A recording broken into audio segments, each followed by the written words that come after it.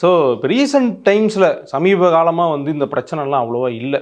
லாஸ்ட்டாக தமிழ் சினிமாவில் வந்து அவங்களுக்குள்ளே இருக்கிற பிரச்சனையினால படம் தள்ளி போயிட்டுருக்குது. சில படம்லாம் வந்து வருஷா வருஷம் போஸ்ட் அடிக்கிறாங்க. பொங்கல், தீபாவளி இப்படி என்ன நல்ல நாள் வந்தாலும் இந்த படம் ரிலீஸ் ஆயிரும், இந்த படம் வந்துடும், இப்போ வருது, இப்போ வருது சொல்கிறீங்க. அது இப்போ வருது. துருவ நட்சத்திரமா? இல்லை, நான் பொதுவாக தான் சொல்கிறேன். இப்போ வருது வருது வருது. அவர் தான் கேட்குறாரு துருவ நட்சத்திரமா அப்படின்னு கேட்குறாரு. கேட்டது அவர் தான் துருவ நட்சத்திரத்தை மென்ஷன் பண்ணி சொல்லி. அது வந்து எப்படின்னா வந்து இப்போ என்ன அடுத்து என்ன பண்டிகை வருதுன்றதே நான் கொஞ்ச நாள் துருவ நட்சத்திரம் போஸ்ட் வச்சு தான் கண்டுபிடிச்சேன். இப்போ அடுத்தது என்ன வருது, கொஞ்ச நாளில் விநாயகர் சதுர்த்தி வருதுன்னா விநாயகர் சதுர்த்தி முதல். விநாயகர் சதுர்த்தி முடிஞ்சிச்சு. இல்லை சொல்கிறேன், ஒரு உதாரணத்தை சொல்கிறேன். இப்போ தீபாவளி அடிப்பாங்க, தீபாவளி முதல் துருவ நட்சத்திரம். அப்போ நம்ம தெரிஞ்சுக்கலாம் தீபாவளி வருது. கிறிஸ்மஸ் முதல் அப்படின்னா ஓகே, கிறிஸ்மஸ் இன்னும் எத்தனை நாள் இருக்குது.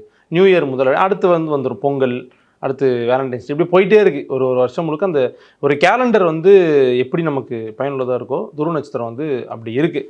ஆனால் அதுக்கான காரணம் வந்து என்ன அப்படின்னா, அது படத்துக்குள்ளே இன்டர்னலாக இருக்க சிக்கல் தானே தவிர அரசியல் இல்லை.